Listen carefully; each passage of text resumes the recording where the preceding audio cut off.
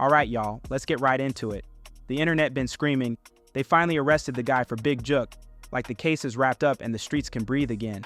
But when you actually slow down and read what's real versus what's clickbait, it starts looking like somebody mixed two totally different stories together and sold it as breaking news.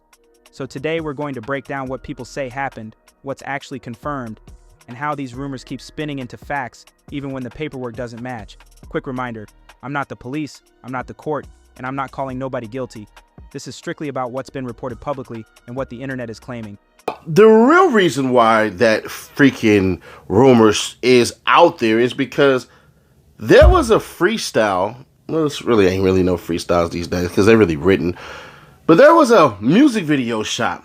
And the speculatory things is that this was shot where Big Jook had died or shot in Big Jook's backyard as far as his hood go or shot whatever the hell it is. But B.O. Lil Kenny basically described in detail what the hell happened with the freaking murder of Big Jook. Roll in the kitchen like bounty hunter. In front of his mama, they down his brother. 556 hitting at the nigga. I know a whacker, meet your fat ass. Here's how this whole thing usually goes online. Somebody posts a mugshot. Somebody else posts he got picked up. Then a third page adds a dramatic caption like, arrest made in Yo Gotti brother murder. And boom. Now everybody thinks the Big Jook case is solved. And I get it. People want closure. Big Jook's death wasn't some quiet story. That was a major hit in Memphis, broad daylight energy, and it instantly had the whole city and the whole rap world talking. So anytime a name pops up in the system, folks start connecting dots fast. But the problem is, the internet connects dots even when the dots aren't in the same coloring book. And that's where this story gets messy, because a lot of the arrest-made posts don't even show murder charges. They show other charges. They show traffic-type charges. They show stuff that looks like a completely different situation. So the big question becomes, are people reporting an arrest for the murder? Or are they just reporting that somebody got arrested in general and letting the comments do the rest? And what happens next is the part that tricks everybody. But watch this. Cool in the bushes ain't trying to come out. He cold as hell. He gotta come out though. It's so goddamn cold. Look at that. They told him to come out. He about to get bit. That shit crazy. Man, this shit crazy. What's up? I need a feel to the sweet. This shit about to be a long day. I can tell because he ain't trying to come out there, hoe. He ain't trying to come out there, hoe. I don't know where he went. See, they don't know where he went. They think he in the bushes. I don't know where he went. They trying to look. I'm just, letting them folks look what's going on. Oh, there you go. They caught him. They caught him. They caught him. They caught him. They caught him.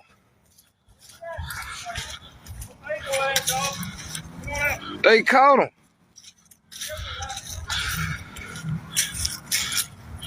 Right here. Let's rewind so everybody's on the same page.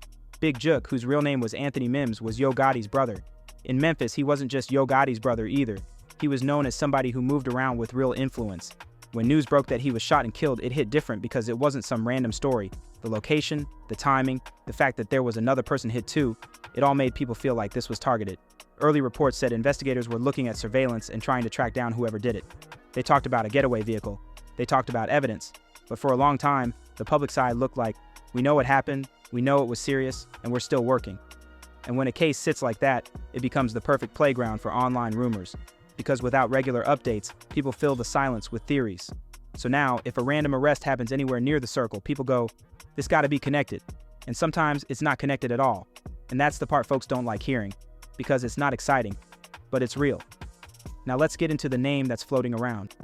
All right, man. According to the booking record, Kenneth Mason is facing multiple charges, including intentionally evading arrest in a vehicle, evading arrest, reckless driving, illegal window tint, and possession of a controlled substance.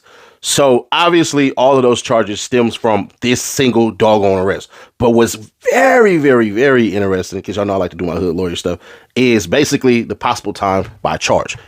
So let's get into it. Intentionally evading arrest in a vehicle, that's a Class E felony. That range comes between 1 to 6 years, but the typical outcome first time, no injuries, is probation or 6 to 18 months split with probation. So he could do half a year or a year and a half and then basically get probation.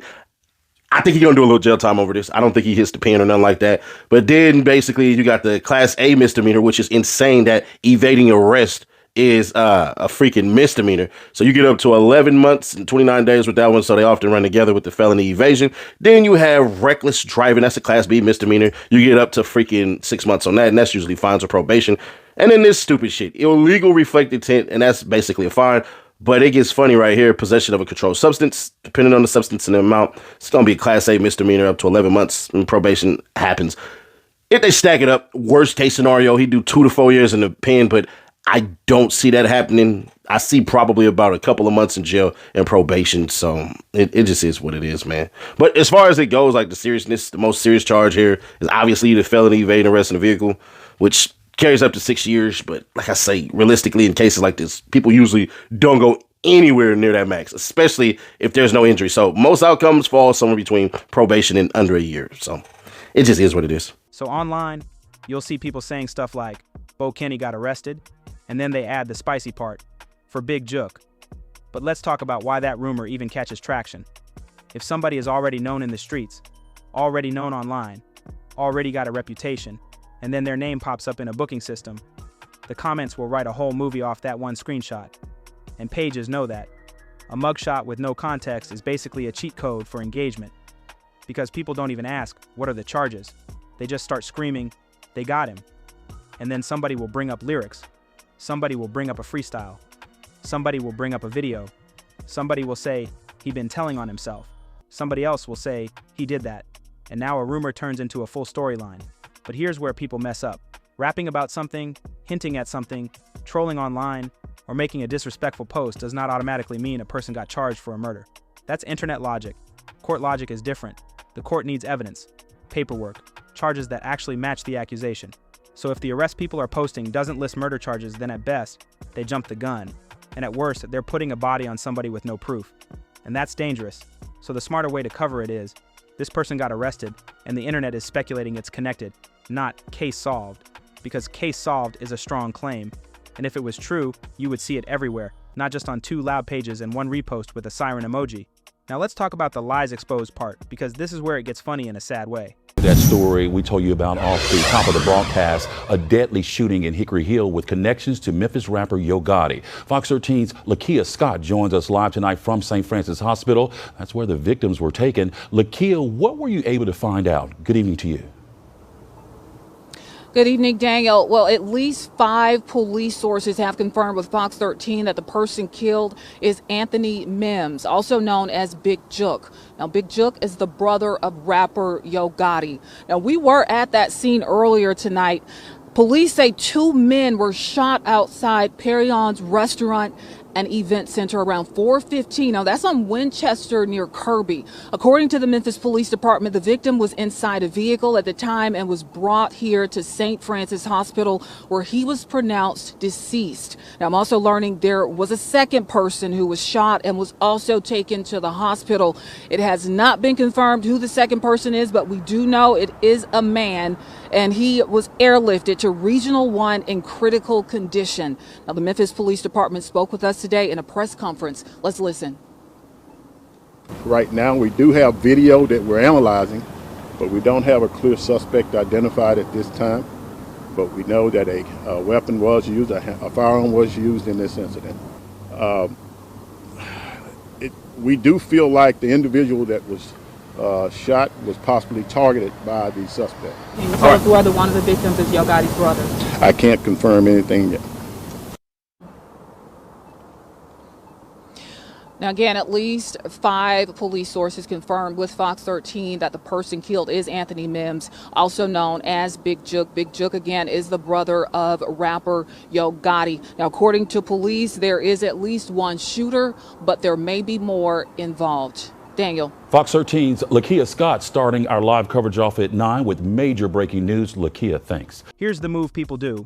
They take a real arrest record and attach it to an unrelated headline. That's like if somebody got locked up for reckless driving and the internet captions it, "Arrest made in millionaire robbery." Then everybody runs with it, and the truth gets buried. A lot of these viral posts never clearly show murder charges connected to Big Jook's death. What they show is a person being booked, then the caption does all the heavy lifting. And the reason this works is because most people don't double check. They just react, they comment, they share, they laugh, they argue. That's the internet. But if you're running a news channel, you can't just scream murder arrest without seeing murder charges or a police statement. Because once you say it, people repeat it like it's official. Now here's another trick. Some pages will say they hiding the charges, or charges not showing yet, or it's a hold. And look, that can happen sometimes in certain situations. But you can't build a whole conclusion off maybe. Maybe is not a conviction. Maybe is not a confirmation. Maybe is just a setup for a viral story. So what's really going on is, people are using the pain and attention around Big Jook's death to boost engagement on any arrest that looks remotely connected. And that's why the story keeps flipping every few months. One week it's arrest made, next week it's wrong person, next week it's they covering it up, next week it's somebody snitched, then the cycle repeats. But the streets aren't a Netflix series. Real cases move slow, real cases need proof, and until officials say this person has been charged in connection with the murder, it's not confirmed. Now here's the part people don't want to talk about, the Dolph connection. Day 2 in the murder trial for the man accused of orchestrating the killing of rapper Young Dolph nearly 4 years ago.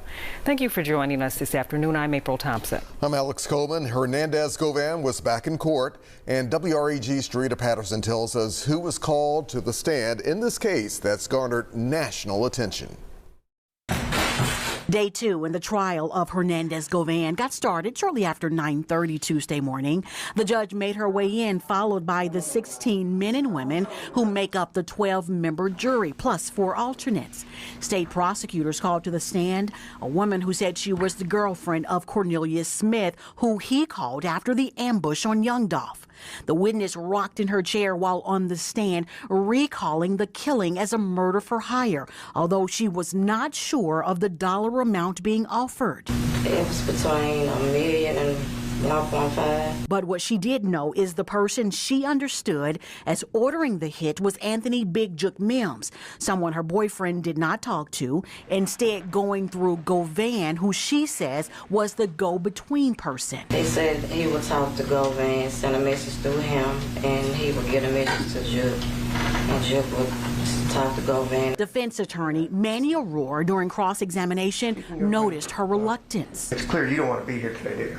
No, I don't. Pressed on, questioning her memory from an interview she did with investigators. The police have to ask you over and over and over again and tell you, was it a guy with the initial Q, right, on Bradley Street?